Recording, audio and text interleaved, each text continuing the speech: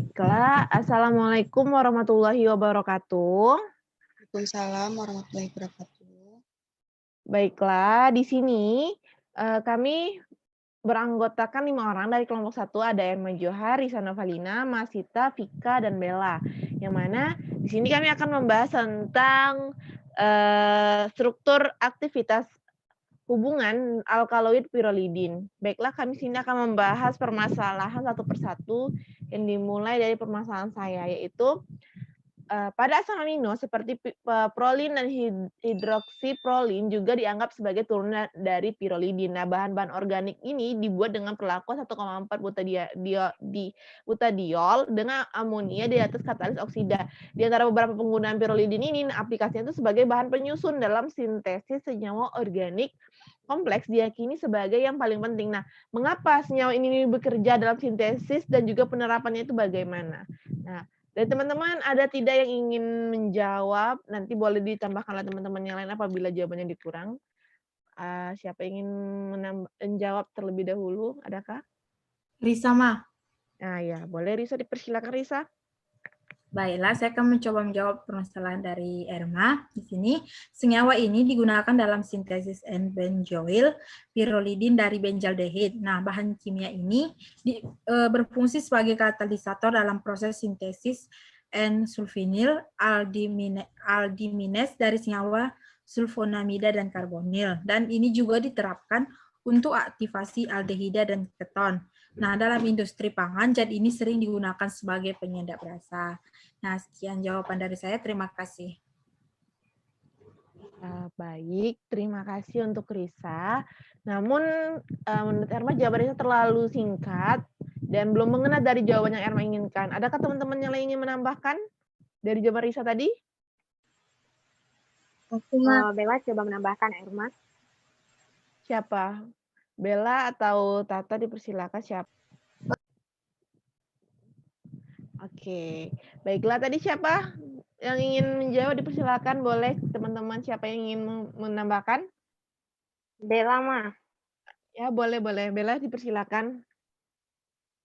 Saya ingin menambahkan jawaban dari Risa tadi. Benar jawaban Risa tadi. Nah, di dalam industri farmasi itu dihargai karena sifat antiinflamasi dan hepatoprotektif dari si bahan tadi. Nah, toko bahan kimia yang andal Groomer dengan bangga menawarkan pirolidin dengan harga bersaing. Dan juga sehingga bisa mudah kita temukan di laboratorium atau secara online.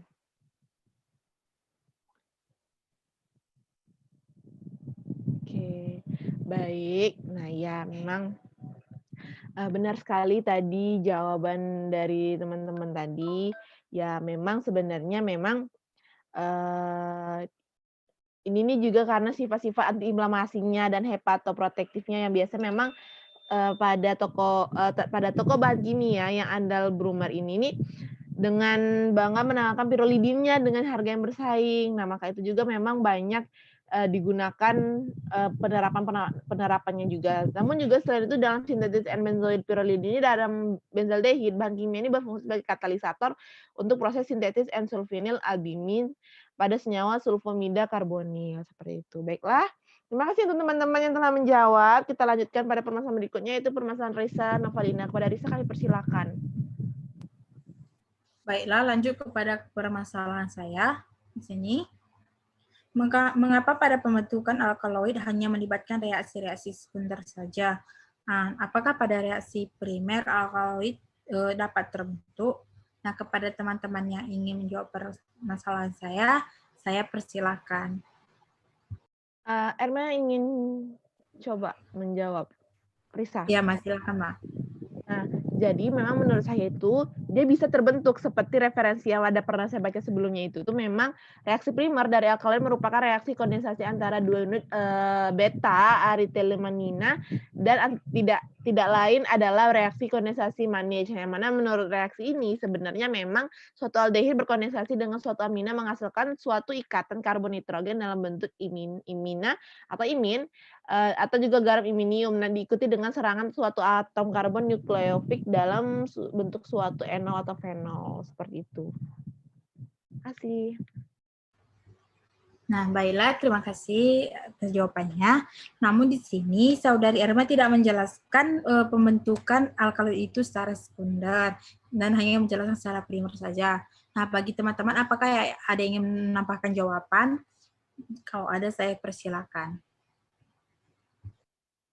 Baiklah, saya akan ingin menambahkan dari jawaban Erma tadi. Nah, kenapa dikatakan itu pembentukan alkaloid itu melibatkan reaksi sekunder juga karena reaksi-reaksi sekunder yang menyebabkan terbentuknya berbagai jenis struktur alkaloid itu salah satu dari reaksi sekunder ini. Yang terpenting adalah reaksi rangkap oksidatif fenol pada posisi orto atau para dari gugus fenol. Nah, reaksi ini berlangsung dengan mekanisme radikal bebas. Nah, reaksi-reaksi sekunder ini lain seperti metilasi dari atom oksigen menghasilkan gugus metoksi dan metilasi nitrogen menghasilkan gugus N-metil maupun oksidasi dari gugus amina. Terima kasih. Baiklah, terima kasih kepada Saudari Erma dan Vika yang sudah menjawab permasalahan saya. Maka di sini dapat saya simpulkan bahwa pembentukan alkohol itu bisa melibatkan reaksi primer dan sekunder. Karena pada reaksi primer itu, primer dari alkohol itu merupakan reaksi kondensasi antara dua unit beta aryletilamina yang tidak lain adalah reaksi kondensasi Mannix. Nah, dan pada reaksi sekunder itu menyebabkan terbentuknya berbagai jenis struktur alkaloida. Nah, salah satu dari reaksi sekunder ini yang terpenting adalah reaksi rangkap oksidatif fenol pada posisi orto atau para dari gugus fenol. Nah, sekian kesimpulan dari permasalahan saya kembali kepada moderator. Terima kasih. Wah, bagus sekali memang permasalahan dari Risa ini. Kita lanjutkan pada permasalahan berikutnya yaitu, bentar. Nah, permasalahan Masita. Kepada Masita, Erma persilakan. Baiklah, di sini permasalahan saya itu kan pada materi alkaloid pirolidin itu terdapat arti dan kegunaannya. Nah, pada alkaloid pirolidin sendiri terdapat sebuah kandungan di dalamnya. Nah, bagaimanakah kandungan yang terdapat di alkaloid pirolidin itu dan sebutkan asal pirolidin tersebut? Terima kasih, saya kembalikan kepada moderator. Bagi teman-teman yang ingin menjawab permasalahan saya, dipersilakan. Baik, Bella mencoba menjawab, Masita. Ya, silakan Saudari Bella. Nah, kandungan yang terdapat di alkaloid pirolidin itu asal muasalnya itu kebanyakan alkaloid itu kan bersifat basa. Nah, sifat tersebut itu tergantung pada adanya pasangan elektron yang ada di nitrogen. Nah, jika gugus fungsional yang berdekatan dengan nitrogen itu bersifat melepaskan elektron, maka kebasan alkaloid tadi menyebabkan senyawa tersebut sangat mudah mengalami dekomposisi, terutama oleh panas dan sinar dengan adanya bantuan oksigen. Baiklah, dari jawaban Saudari Bella ini, menurut saya kurang lengkap dan belum mengena atas pertanyaan saya. Apakah teman-teman ada yang ingin menambahkan jawabannya? Erma ingin mencoba menjawabnya, Masita. Baik, silakan Saudari Erma. Nah, jadi memang kebanyakan alkohol itu bersifat basa. Sifat tersebut bergantung pada adanya pasangan elektron pada nitrogen. Nah, kebasan alkohol itu menyebabkan senyawa tersebut sangat mudah mengalami dekomposisi, terutama oleh panas dan dinginnya atau sinarnya matahari dengan daya oksigen. Nah, pirolidin ini adalah basah. Nah, kebasahan inilah yang menjadi ciri khas dari dialkil amina lainnya. Sehubungan dengan banyak amina sekunder, pirolidin ini berbeda. karena kekompakannya akibat dari struktur sikliknya. Pirolidin digunakan sebagai bahan penyusun biasanya dalam kehidupan sehari-hari dan sintesis senyawa organik yang lebih kompleks. Seperti itu. Terima kasih. Baiklah, terima kasih atas jawaban dari Saudari Bella dan Saudari Erma Johar. Maka dapat saya simpulkan, alkaloid itu bersifat basan, dan kebasan alkaloid itu menyebabkan senyawa tersebut sangat mudah mengalami dekomposisi terutama oleh panas dan sinar dengan adanya oksigen. Nah, kebasaan khas dari dialkil amina lainnya itu contohnya. Nah, sehubung dengan banyaknya amina sekunder, pirolidin berbeda karena kekompakannya akibat dari struktur sikliknya. Terima kasih, saya kembalikan kepada moderator. Baik, baik. Terima kasih Mas Sita atas permasalahannya. Kita lanjut pada permasalahan berikutnya, Vika. Baik, pada Vika, Erma persilakan Vika.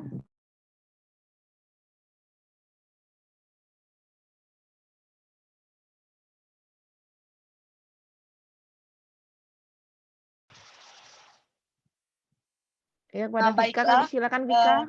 Baiklah, di sini permasalahan saya yaitu pada dijelaskan di blog saya itu dikatakan hubungan struktur dan aktivitas mempengaruhi daya racun dari senyawa nikotin. Dalam hal ini, isomer optik dari strukturnya menunjukkan perbedaan aktivitas.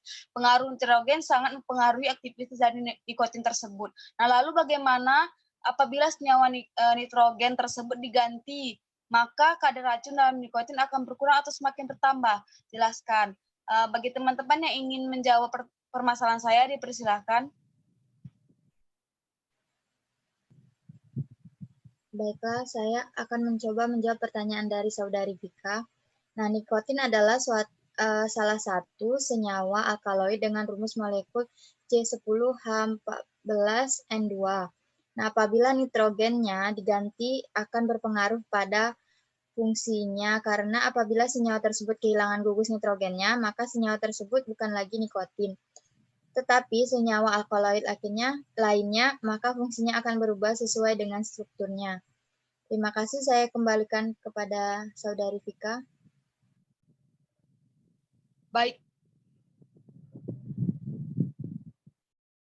Nah, di sini saya ingin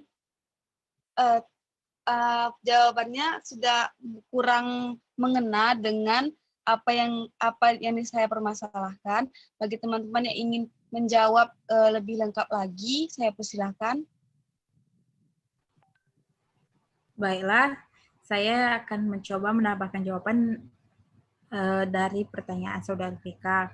Nah, di sini tadi Saudara Vika bertanya, apabila senyawa nitrogen tersebut diganti, apakah kadar racun dalam nikotin itu akan berkurang atau bertambah? Nah, jadi kita ketahui bahwa nikotin itu merupakan senyawa organik alkaloid yang umumnya terdiri dari karbon, hidrogen, nitrogen, dan terkadang juga oksigen. Nah, senyawa kimia alkaloid ini memiliki efek kuat dan bersifat stimulan terhadap tubuh manusia. Jadi apabila ikatan N-nya diganti, maka senyawa tersebut bukan menjadi nikotin. Karena seperti yang kita ketahui itu, bahwa alkaloid nikotin itu mengalami proses metabolisme, yaitu suatu proses di mana nikotin mengalami perubahan struktur karena adanya senyawa-senyawa kimia di sekitarnya. Nah, meskipun strukturnya itu berubah, tapi ikatannya itu tetap ada. Nah, karena itu merupakan ciri khas senyawa alkaloid, yaitu ciri-cirinya itu ada senyawa organik yang bersifat basah, cincinnya itu heterosiklik, dan itu berbentuk kristal dan tidak berwarna, tidak berbau, dan rasanya itu pahit. Nah, bentuk garamnya itu juga mudah larut dalam air, dan bentuk asamnya itu sukar larut dalam air. Sekian jawaban dari saya. Terima kasih. Baiklah, terima kasih kepada Saudari Risa atas jawabannya. Jadi di sini dapat saya simpulkan bahwa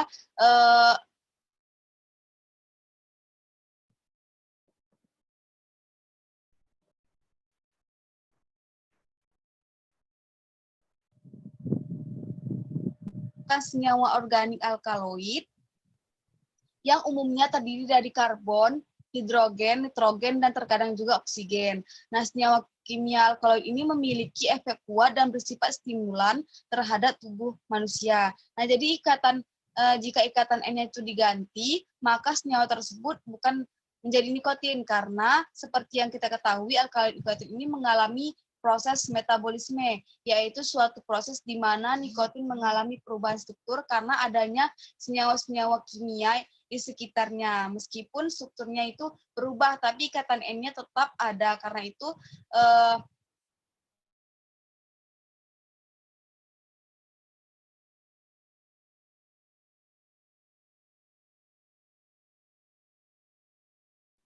Vika?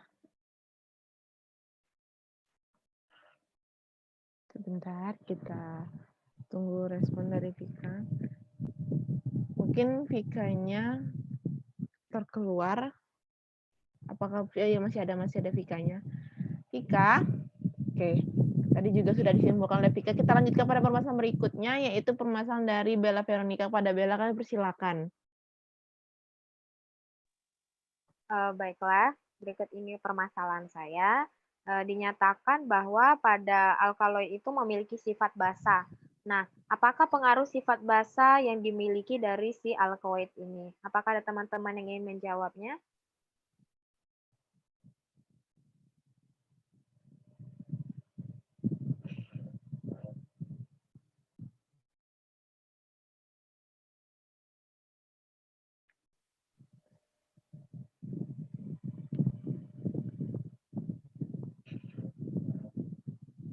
Baiklah, dipersilakan pada teman-teman yang ingin menjawab.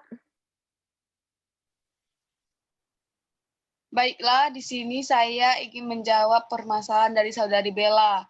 Nah, kebasaan alkaloid ini menyebabkan senyawa tersebut sangat mudah mengalami dekomposisi, terutama oleh panas dan sinar dengan adanya oksigen. Hasil dari reaksi ini sering berupa N-oksida. Terima kasih. Baik, terima kasih kepada saudari Vika. Namun di sini saya belum puas terhadap jawaban dari saudari Vika karena Vika belum menjelaskan secara rinci bagaimana pengaruh dari sifat basa yang dimiliki alkaloid ini sendiri. Nah, adakah teman-teman yang ingin menambahkan lagi? Baiklah, saya akan mencoba menambahkan. Nah, di sini saya setuju dengan jawaban dari saudari Vika yang mana kebasaan alkaloid itu menyebabkan senyawa tersebut sangat mudah mengalami dekomposisi, terutama oleh panas dan sinar dengan adanya oksigen. Nah, hasil dari reaksi ini sering berupa N-oksida. Dekomposisi alkaloid selama atau setelah isolasi dapat menimbulkan berbagai persoalan jika penyimpanan berlangsung dalam waktu yang lama. Pembentukan garam dengan senyawa organik atau tartarat, sitrat, atau anorganik, asam hidroklorida atau sulfat, sering mencegah dekomposisi. Nah, itulah sebabnya dalam perdagangan alkaloid lazim berada dalam bentuk garamnya. Terima kasih. Saya kembalikan kepada saudari Bella. Baik, terima kasih kepada Vika dan juga Mas Cita yang sudah menjawab permasalahan saya. Berarti dapat disimpulkan bahwa pengaruh basa yang dimiliki alkaloid ini menyebabkan senyawa ini jadi mudah mengalami dekomposisi, terutama oleh panas dan juga sinar dengan adanya oksigen. Nah, hasil reaksinya itu biasanya berupa N-oksida. Nah, dekomposisi alkaloid selama atau setelah isolasi dapat menimbulkan berbagai persoalan jika penyimpanan berlangsung dalam waktu yang cukup lama. Dan biasanya dalam perdagangan alkaloid lazim berada dalam bentuk garamnya. Saya kembalikan ke moderator. Oke, baiklah. Terima kasih untuk teman-teman tadi yang telah memberikan permasalahan dan telah dijawab dengan sebaik mungkin. Oke, terima kasih untuk teman-teman semua. Oke, untuk diskusi kita terkait tentang alkali pirulidin saya akhiri. Wabillahi taufiq wal hidayah. Wassalamualaikum warahmatullahi wabarakatuh. Waalaikumsalam warahmatullahi wabarakatuh.